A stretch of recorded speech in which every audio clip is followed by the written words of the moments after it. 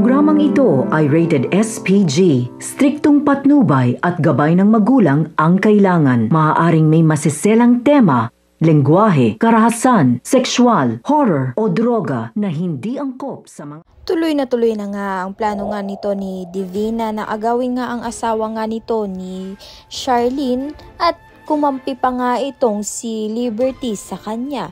Kaya naman nga't malakas nga ang kapit nga nito ni Divina dahil nga kakampi niya nga itong si Liberty. Alam na nga ni Liberty na totoong ina nga niya itong si Divina. Kaya naman nga't suportado nga niya ang mommy D niya. Si Liberty nga raw ang gagawa nga ng paraan upang nga hindi na nga mahalin ni Raymond dito nga si Charlene.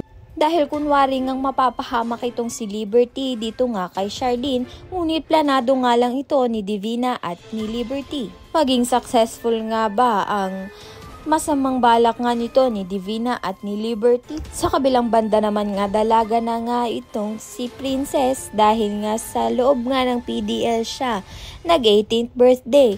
At si Xavier nga ang last dance niya at kinikilig naman nga itong si Princess dito nga kay Xavier. Ngunit bantay sarado pa rin nga itong si Dado dito nga kay Xavier dahil pinoproteksyonan nga lang niya ang kanya anak.